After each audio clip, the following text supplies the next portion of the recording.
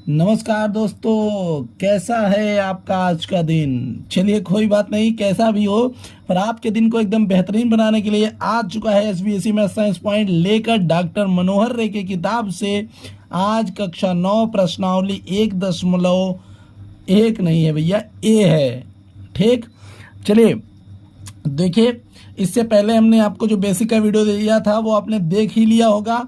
तो आज हमने सबसे पहले क्या करना है कि हम संख्या पद्धति का ये आपका प्रश्नावली 1.a, माफ़ करिएगा बार बार वही निकलता है, एनसीईआरटी पैटर्न भी पढ़ाना पड़ता है ना। तो प्रश्नावली 1 का ए देखिए ध्यान से।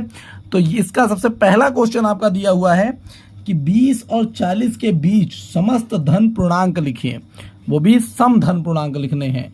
तो देखिए 20 और 40 के बीच में जितने आते हैं सम संख्याएं, सम संख्याएं कौन होती हैं? जो 2 से कटती हैं, सीधी बात। जो 2 से विभाजित हो जाती हैं उन्हें हम सम संख्याएं कहते हैं।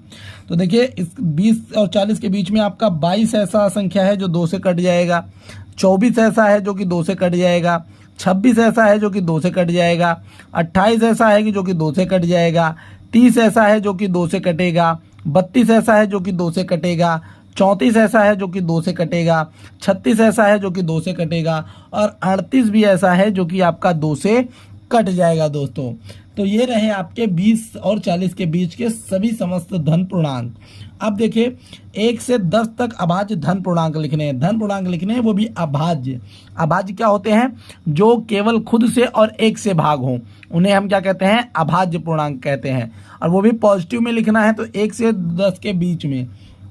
तो सबसे पहले देखिए 2 भी एक ऐसा है जो कि केवल 2 से कटेगा और 1 से कटेगा।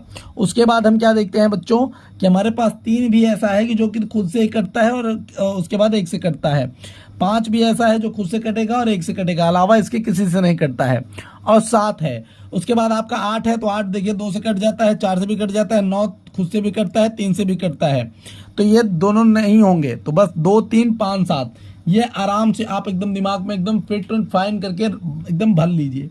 अब अगला तीसरा नंबर क्वेश्चन देखते हैं। आ जाता है कि 2a+ का क्रम अनुयायी पूर्णांक बताइए, यानी उसके आगे का पूर्णांक, यानी उसके एक आगे का पूर्णांक। अगर हम जैसे आपको कहें कि 2 के क्रमानुयायी बताइए, तो क्रमानुयायी 2 का 3 हो जाएगा, 3 का 4 हो जाएगा, 4 का 5 हो जाएगा, 5 का 6 हो जाएगा, यानी एक एक क्रम को बढ़ते हुए। इसी तरीके से अगर हमें 2a+1 का करना है तो हमें क्या करना पड़ेगा? उसमें एक जोड़ देना होगा। तो बस हम क्या करेंगे, इसमें एक जोड़ेंगे और कुछ नहीं बच्चे, इसमें एक हम क्या करेंगे? जोड़ लेंगे। जब हम एक इसमें जोड़ लेंगे तो हमारे पास क्या हो जाएगा? 2a+2, जो इसका क्या बन जाएगा? क्रम अनुयायी। बात आया समझ में? एकदम आराम से समझ में आएगा। चौथा नंबर क्वेश्चन देखते हैं, जो कि क्या है कि 2/3 का योगात्मक प्रतिलोम बताना है। हमें क्या बताना है? योगात्मक प्रतिलोम। और योगात्मक प्रतिलोम का मतलब ये है कि कोई चीज़ अगर प्लस में है तो सीधे सीधे माइनस में भेज दीजिए। तो अगर ये 2/3 ऐसे लिखा है तो इसका योगात्मक प्रतिलोम -2/3 कर दीजिए। बस भैया आपका योगात्मक प्रतिलोम तैयार हो गया। प्लस को माइनस में भेज दीजिए, माइनस को प्लस में भेज दीजिए, और कुछ नहीं करना है। सीधी सीधी सी बात। अब देखिए -5 का गुणात्मक प्रतिलोम बताना है। तो -5 का गुणात्मक प्रतिलोम, ध्यान दीजिएगा, गुणात्मक प्रतिलोम बताने को बोला है ना। तो गुणात्मक प्रतिलोम आपका कितना हो जाएगा? -5 है, तो बस इसको जस्ट रिवर्स कर दीजिए, तो ये आपका -1/5 हो जाएगा। आपका गुणात्मक प्रतिलोम हो गया। योगात्मक तो ऐसा था, गुणात्मक ऐसा हो जाएगा। एकदम प्यार से ये आपका आंसर बन गया। अब छठवां नंबर क्वेश्चन में देखिए, आपको बोला है कि P+Q और P-Q का योगात्मक प्रतिलोम लिखिए।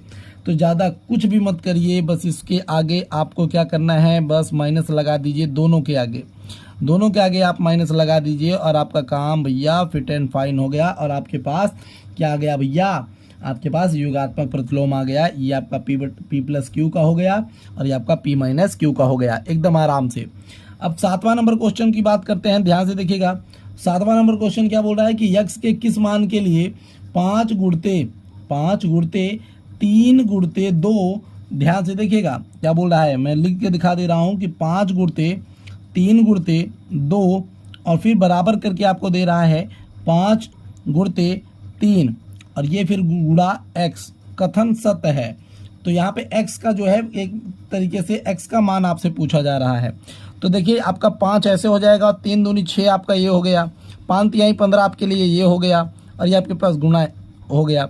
अब देखिए यहाँ पे क्या हो जाएगा, 5 चौके 30, ठीक, और यहाँ पे आपके पास 15 और ये आपके पास गुणा x, 15 दूनी 30, तो यहाँ पे 2 बराबर x आ गया, यानी x का वैल्यू कितना हो गया 2।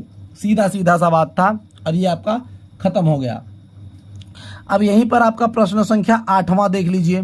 प्रश्न संख्या 8वां क्या कह रहा है, प्रश्न संख्या 8वां कह रहा है कि पूर्णांक में ऐसी कौन सी संख्या है जो स्वयं की योज्य प्रतिलोम होती है। तो देखिए सीधी सी बात, जीरो ऐसी एक ऐसा संख्या है, जीरो एक ऐसी संख्या है जो स्वयं की योज्य प्रतिलोम होती है, अन्यथा हमेशा दूसरा कुछ आ जाता है, लेकिन जीरो का हमेशा योज्य प्रतिलोम जीरो ही होगा। ठीक बच्चों, याद रखेंगे आप, बिल्कुल आशा करते हैं कि आपको एक एक बातें ध्यान रहेंगी और रहनी भी चाहिए। ठीक, अब प्रश्न संख्या 9 को देख लेते हैं। 9 बोल रहा है कि यदि a एक समधन पूर्णांक है तो बताइए a माइनस ए और a प्लस ए सम है अथवा विषम। तो आपसे पूछा है कि a माइनस 1 और a प्लस 1 ये दोनों क्या है, सम है या विषम है।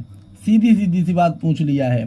तो जैसे मान लेते हैं कि a अगर कोई सम पूर्णांक हो, ठीक, सीधी बात, अगर हमने मान लिया कि a कोई सम पूर्णांक हो तो यहाँ पे देखिए, जैसे मान लेते हैं a की जगह पे हम भैया 2 मान लेते हैं, 2 मान लेते हैं, तो 2 में से अगर 1 गया तो क्या आ जाएगा, 1 आ जाएगा। तो 1 आएगा तो ये क्या बन जाएगा भैया, हमारे लिए एक विषम पूर्णांक बन जाएगा। क्या बन जाएगा, एक विषम पूर्णांक बन जाएगा। और यहाँ पर अगर हमने इसको 2 मान लिया और ये प्लस 1 कर दें तो भी हमारे पास ये 3 क्या आ गया, एक विषम पूर्णांक आ गया। तो यहाँ पर सीधे सीधे हम क्या कह सकते हैं कि जो a माइनस 1 और a प्लस 1 है वो हमारे पास क्या है, सीधा सीधा विषम पूर्णांक है। क्या है दोस्तों, विषम पूर्णांक है। तो आप इसको लिख सकते हैं कि ये आपका विषम पूर्णांक है। ठीक, अब चलिए देखते हैं 10वां नंबर क्वेश्चन। तो देखते हैं 10वां नंबर क्वेश्चन हमारे पास क्या है। तो 10वां नंबर क्वेश्चन है कि भैया संख्या रेखा पर 5 और 7 का योग लिखिए। तो संख्या रेखा पर 5 और 7 का योग लिखना है, ज़्यादा कुछ नहीं करना है, एक रेखाखंड खींचना है। फिर उसमें हमें क्या बताना है भैया, -3, -2, -1, आपके पास 0, 1, 2, 3, 4, 5, 6, 7, 8 और आगे कर लेते हैं 9, 10 और आगे कर लेते हैं 11 और आगे कर लेंगे 12। इतना लेके चलते हैं, अगर इच्छा हो तो आपके लिए 13 भी बना लेते हैं। अब हमें यहाँ पे दिखाना है क्या क्या दोस्तों, 5 और 7 के लिए। तो यहाँ पे क्या करेंगे, सबसे पहले हम यहाँ पर देखिए, यहाँ से 5 तक के लिए एक रेखा खींच ऐड कर लेते हैं इस तरीके से। ठीक, एक रेखा यहाँ से यहाँ तक ऐड कर लेते हैं और फिर 7 के लिए एक अलग से रेखा हम यहाँ पे ऐड कर लेते हैं। ठीक, बस आपको इतना करना है और आपको यहीं पे नीचे दिखा देना है कि 5 और 7 को अगर हम जोड़ देते हैं तो हमारे पास 12 आ जाता है एकदम आराम से। ठीक, क्योंकि यहाँ पे दिखाना है कि संख्या रेखा पर जोड़ेंगे तो कितना प्राप्त होगा, बस और कुछ नहीं। अब देख लेते हैं बच्चों यहाँ पर 11वां नंबर क्वेश्चन। 11वां नंबर क्वेश्चन कह रहा है कि निम्नलिखित कथनों में से कौन से कथन सत्य हैं अथवा कौन से असत्य हैं। सत्य असत्य आपको बताना है बस। 2 धन अभाज्य पूर्णांकों का गुणन सदैव अभाज्य होता है। तो क्या बोल रहा है, मैं आपको पहला नंबर आपको दिखा देता हूँ। क्या बोल रहा है कि 2 धन अभाज्य पूर्णांकों का गुणन सदैव अभाज्य होता है। चलिए 2 अभाज्य पूर्णांकों को हम ले लेते हैं। देखिए जैसे 2 अभाज्य हैं 3 और 3, और 3 और 3 का गुणा कर देंगे तो 9 आएगा। अब भैया 9 तो भाज्य है, 3 से भी ना भाज्य हो जाएगा और 9 से भी कटेगा। इसका मतलब आपका ए नंबर क्या है भैया, क्या है, सत्य है, नहीं असत्य है। तो आपका जो पहला है वो असत्य हो गया। दूसरा बी नंबर देख लेते हैं। बी नंबर क्या बोल रहा है भैया कि 2 धन अभाज्य पूर्णांकों का योग सदैव अभाज्य होता है। तो 2 धन अभाज्य पूर्णांक हम ले लेते हैं। 2 धन अभाज्य पूर्णांक 3 + 3, इनको ऐड कर दिए 6 हो गया। तो क्या भैया ये हमेशा अभाज्य होगा, नहीं भैया, इसका मतलब बी नंबर भी आपका असत्य है। फिर उसके बाद आप सी नंबर ले लेते हैं। यदि ए और बी 2 ऋण पूर्णांक हैं तब a + b भी सदैव क्या होगा, ऋण पूर्णांक होगा। तो भैया ये सत्य है, ये आपका सत्य है। सीधी सी बात। अगर जैसे मान लीजिए a आपका माइनस रहेगा और b भी आपका माइनस रहेगा, तो भैया सीधी सी बात है, दोनों ऋण में हैं, तो हो सकता है कि आपका आंसर क्या किस में आएगा, ऋण में आएगा। और अगर ये ऐसे भी रहेगा तो भी आपका आंसर माइनस में ही आएगा। तो ये एक तरीके से ये सत्य है। ठीक, तो 11वां नंबर क्वेश्चन हो गया। 12वां नंबर क्वेश्चन देख लेते हैं। दिया है, क्या दिया है दोस्तों, देखिए कि यदि a एक धन पूर्णांक है तो दिखाइए कि a और a + 1, a + 2 और a + 3 a+3 संख्या 24 से पूर्णतः विभाजित होगी। दिखाना है कि 24 से पूर्णतः विभाजित होगी। तो हम यहाँ पे देखिए किस तरीके से दिखाएंगे। हम यहाँ पर देखिए सब सारा का सारा गेम यहाँ पे अब मानने का चलेगा। क्या होगा? मानने का चलेगा।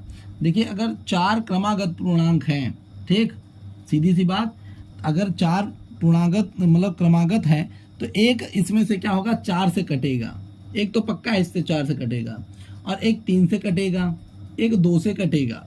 तो यहाँ पे हम क्या कर लेते हैं, यहाँ पर हम क्या करेंगे एकदम आराम से, यहाँ पे क्या कर लेंगे कि हम यहाँ पे गुणा कर लेंगे। किसका भैया? 24 का। 24 के लिए ध्यान से देखिए क्या लिखेंगे यहाँ पे हम पूरी तरीके से कि 4 गुणते 3 और गुणते 2, इनका गुणा करेंगे तो कितना आ जाएगा भैया? 24। कितना आ जाएगा? 24 आएगा। तो हम यहाँ पे देखिए, मैं आपको बोल देता हूँ आपको क्या लिखना पड़ेगा। यहाँ पे आप लिखेंगे कि a, a+1, a+2, a+3 4 क्रमागत धन पूर्णांक हैं। अतः इसमें से एक 4 से विभाजित होगा। इसी प्रकार 3 क्रमागत धन पूर्णांकों में से एक 3 से विभाजित होगा, और इसी प्रकार 2 क्रमागत धन पूर्णांकों में से एक 2 से विभाजित होगा। अतः संख्या a+1, a+2, a+3 संख्या 4 गुणते 3 गुणते 2 = 24 से पूर्णतया विभाजित होगा। इतना आपको इसमें लिखना है, पूर्णतया विभाजित होगा। ध्यान दीजिएगा, इतना आप लिखेंगे जितना मैंने आपको बोला। बस आपका ये सवाल एकदम फाइनल हो गया। इसमें चलिए देखते हैं दोस्तों 13वां नंबर क्वेश्चन जो कि दिया हुआ है। यदि एक समधन पूर्णांक है और बी एक विषम धन पूर्णांक है तो बताइए कि निम्नलिखित संख्याओं में से कौन सी सम होंगी। तो देखिए दोस्तों एक बात याद रखिए, जैसे मान लीजिए अगर हम 5 का गुणा 5 से करेंगे तो हमारे पास क्या आता है? 25 आता है। देखिए ध्यान से, क्यों? क्योंकि ये क्या है? एक विषम है, ठीक। अब ध्यान दीजिए, इसी तरीके से अगर हम 2 का गुणा 2 से करते हैं तो हमारे पास क्या आ जाता है दोस्तों? हमारे पास 4 आ जाता है। एक तरीके से हम कहें तो 2 का स्क्वायर भी आ गया है। इसी तरीके से a का गुणा a से करेंगे तो a का स्क्वायर आएगा। सीधी सीधी बात, अगर a सम है तो ये भी टोटल सम ही होंगे। तो इस तरीके से यहाँ पे जितनी संख्या a square, b square, a+b, a cross b, और उसके बाद a, फिर a+b और b+a का है, इसमें से हमारे पास जो a स्क्वायर है हमारा ये सम हो जाएगा। फिर a क्रॉस b है हमारा, ये सम हो जाएगा। a+1 ये भी हमारा सम हो जाएगा, और हमारा ये b और b+1 ये भी हमारा सम हो जाएगा। इसमें ज़्यादा कुछ सोचने वाली बात नहीं है, तो इसलिए ज़्यादा आप इसमें टिटोनमा में मत पढ़िए, डायरेक्ट क्वेश्चन को भी आप कर सकते हैं। अब यहाँ से देखिए 14 नंबर क्वेश्चन में है कि धन पूर्णांक के किन गुणधर्मों के अंतर्गत निम्नलिखित कथन सत्य हैं। तो जो सत्य हैं उस पर हम बात करेंगे। तो 3 हमारे पास दिए हुए हैं। कितने? 3। तो सबसे पहले अगर कथन सत्य की बात आ रही है तो आपका ए नंबर, आपका जो ए नंबर दिया हुआ है कि 3 क्रॉस 8 + 7, ध्यान दीजिए 3 + 8 + 7, और ये आपका 3 गुणते 8 और ये +3 गुणते 7 ये है। चलिए तो गुणा वितरण नियम पे देख लेते हैं भैया। गुणा वितरण नियम है, ठीक। इस पर अगर आप देखें तो आप देखिए क्या होगा। देखिए 8 और ये 7 है आपका, ऐड कर देंगे तो 8 और 7 ऐड कर देंगे तो हमारे पास कितना हो जाएगा? 15। तो 3 गुणते यहाँ पे हो जाएगा हमारे पास 15, यहाँ पे क्या हो गया? 15। अब ये देखिए 8 त्रिक 24 और यहाँ पे 7 त्रिक 21, ठीक। तो यहाँ पे कितना हो गया? 45, और इधर कितना हो गया? देखिए 45। तो इस हिसाब से ये तो सत्य है, ये तो सत्य है। दूसरा नंबर ले लेते हैं जो कि हमारा बी नंबर है। दूसरा नंबर ले लेते हैं बी नंबर। बी नंबर क्या है भैया? देखिए 3 + 5 + 9, 3 + 5 + 9 = 3 + 5 + 9 ये है। चलिए चेक करते हैं। देखिए यहाँ पे 3 + 9 और 5 आपका कितना हो गया दोस्तों? 14। और इधर आप देखिए 3 + 5 यानी आपका हो गया कितना दोस्तों? यहाँ पे 5 3 8 और ये आपके पास 9, ठीक। तो देखिए ध्यान से, यहाँ पे 3 5 8 हो गया आपका, और ये आपके पास 9 5 14। अब यहाँ पे अगर आप इसको ऐड करेंगे तो इधर भी 17 और इधर भी 17, यानी ये भी सत्य है एकदम आराम से, ये भी सत्य है। अब देखिए यहाँ पे सी नंबर देख लेते हैं। तो सी नंबर देखेंगे तो सी नंबर हमारे पास क्या है दोस्तों, देखिए यहाँ पर है 3 क्रॉस 2 बराबर 2 क्रॉस 3। तो भाई यहाँ पे भी 6 हो जाएगा, यहाँ पे भी 6 हो जाएगा, तो यहाँ पे भी ये भी सत्य है एकदम आराम से। और डी देखिए, डी देख लेते हैं। डी नंबर देखते हैं तो देखिए डी है भैया 3 क्रॉस 5 और 1 क्रॉस 5, ठीक एकदम आराम से। तो वहाँ पर ए बराबर 3 दिया है, तो भैया देख लीजिए 3 × 5 = 15 और ए गुणते 5 काट देंगे भैया तो 3 और ये आपके पास ए, तो यानी एक आपका ये भी क्या है, सत्य ही है। सीधी सीधी बात। अब ध्यान से सुनिएगा कि इसमें पूछा है किन गुणधर्मों से ये सत्य हैं, आपसे यही पूछा है, ठीक। तो यहाँ पे देखिएगा सबसे पहले आपका जो पहला नंबर है, जो आपका हमने पहला नंबर बताया, ये किन गुणधर्मों से था, तो ये याद रखिएगा ये योग पर गुणा के वितरण नियम से था। किससे था आप लिखेंगे, देखिए योग पर गुणा वितरण नियम से, ध्यान दीजिएगा ये योग पर गुणा वितरण नियम से है। और दूसरा नंबर आपका किस पे है, साहचर्य नियम पर है। किस पर दोस्तों, साहचर्य नियम। बेसिक वीडियो जरूर देखिए पूरा, उसमें आपको मैंने एक एक पॉइंट बता के रखा है कि कौन कैसे होता है, ठीक। और सी नंबर पे आपका जो है वो क्या है भैया, क्रम विनिमय। क्या है भैया, क्रम विनिमय। तो ये रहा क्रम विनिमय का नियम से। और उसके बाद ये जो आप लिख रहे हैं ये आपका निरसन नियम के अंतर्गत है, निरसन नियम, ठीक। तो ये इन सब तरीकों से सत्य हैं, सीधी बात। अब देखिए 15वां नंबर क्वेश्चन की बात कर लेते हैं। 15वां नंबर क्वेश्चन जो कि कह रहा है कि संख्या रेखा पर -5, -2, 0, 1, 2, 5 को दर्शाइए। कुछ नहीं करना है, एक खींच लेते हैं लाइन। यहाँ पे आ गया -5, ये हो गया -4, -3, -2, 1 माइनस में ये आपका 0, 1, 2, 3, 4, 5, ठीक हो गया। अब आप देख लीजिए ये आराम से आपका -5 हमने दर्शा दिया, ये हमने -2 दर्शा दिया, ये हमने 0 दर्शा दिया, 1 दर्शा दिया, 2 दर्शा दिया और ये 5 दर्शा दिया। बस एकदम आराम से ये ख़त्म, और इसी के साथ ये चैप्टर भी ख़त्म। वीडियो कैसी लगी हमें ज़रूर बताइएगा।